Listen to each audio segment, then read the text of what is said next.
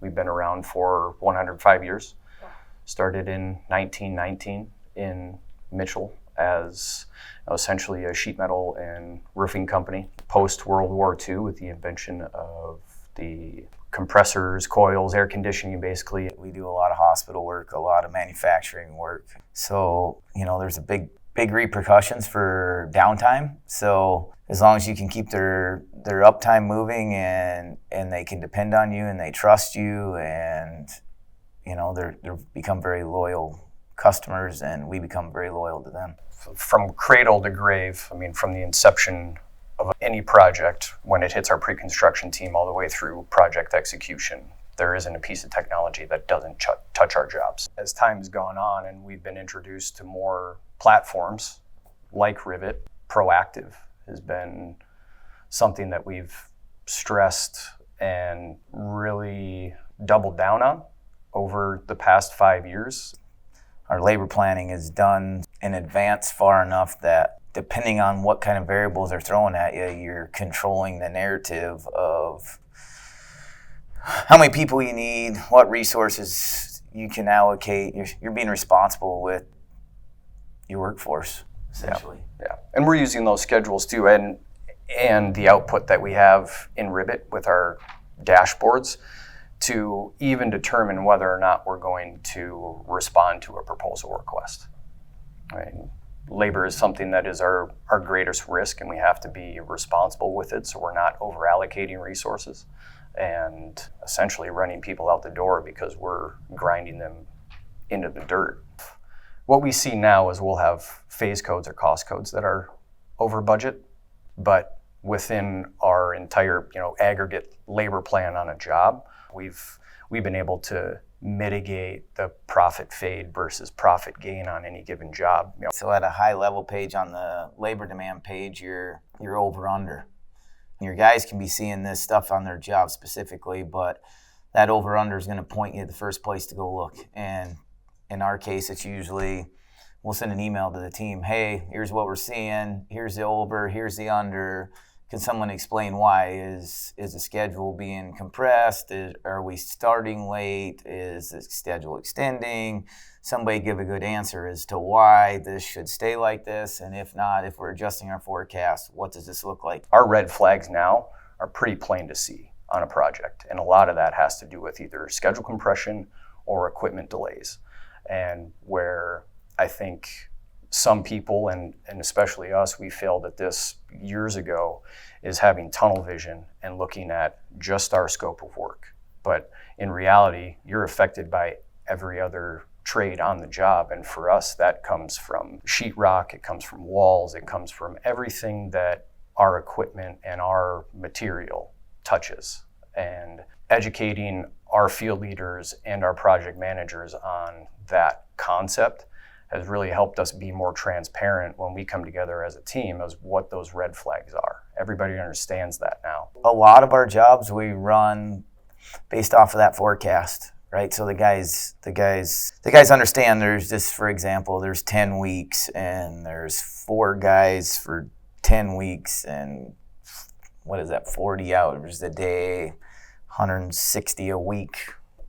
So they know they're running 160 hours a week and that they have this bump. They manage that forecast by the number of people. This goes back to the equipment days, right? The ramp up, peak, ramp down is not the same nowadays because, as Bill alluded to earlier, right, the compression, equipment showing up on time, schedule compression. So what the guys have done is they've taken these forecasts that might take your traditional peak, and with our project managers, they sit down and go through those weekly, and they'll move the forecast around. So say the peak was 6 guys for 4 weeks.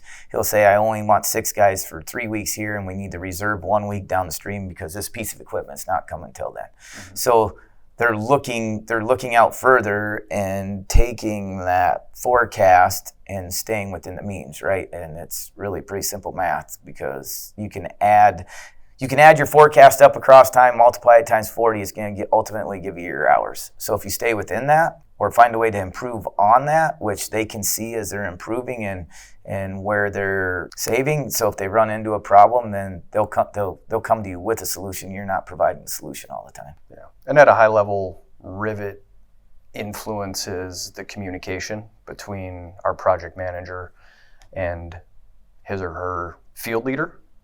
It creates a lot of transparency because the field leader can see what is happening on the job in any given week. And every week the expectation is that the project manager and the field leader are getting together and discussing the subsequent labor plan for 1, 2, 3, 4 weeks down the road. In order to do that, something that Sean has really ramped up with our project managers and our field leaders is the concept of being a project leader, not a project watcher. And with that requires that amount of communication and a tool like that to influence that. So our field leaders can see where their roadmap is and they can be aligned with the project manager on what the plan is. And there are often times where a foreman will tell Sean, hey, I don't need 4 guys next week.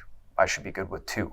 And that is a drastic change from where we were at a decade ago. The PMs are highly involved in all the manpower. It's not just me or you anymore. It's really they're coming to us. They're coming to us with solutions on how they can move people around. So it's not one person helping manage 80 people. It's 10, 12 guys have adjusted their forecast and by using their true actuals and taking the remaining and readjusting forecasts down because they've said, hey, we're not going to need these guys, we're beating this, and so we'll use the feature now to adjust the forecast down, which you couldn't do before, and now you can, right? So say there's 1,000 hours left, they're saying we're going to use 500, we're setting the forecast at 500, and then not only is the project manager, but the foreman is also pushing that GC or that customer for that 500 in order to save that on the project or increase profitability or whatever they're doing. If they see that, they're coming at us with, hey, this is achievable. I want our forecast to look like this, and then they want to take that forecast and run it that way. We use a foreman's report for the major jobs that are at a certain level. With the foreman's report, we track our hours versus product, and it creates a productivity measure that we can see early on if we're meeting, beating, or falling behind the different tasks on a job. So as we line that up right with our manpower loading schedules, which is what we forecast with. So our foreman's report ties into the manpower loading, which is in essence our labor scheduling in Rivet. Maybe it's often overlooked, but one of the biggest operational wins I think we've had to it, we experience on a weekly basis. Say there's a project that we are ramping down early. Well, normally the project manager and the field leader will know that before Sean does. And the way that happened in the past was it was 4 or 5 phone calls. Sean would go change it in a spreadsheet, update that, send that out, or communicate that to a foreman. Now, project managers are communicating that together after getting together with their foreman, and they're shuffling manpower around and just making Sean aware. I mean, to me, that's one of the greatest wins we have because now we're removing that burden from one person, and our project managers are taking that on because they know exactly what's going on their jobs. They're communicating together and moving guys around, and it's just a notification to Sean that this is what's happening.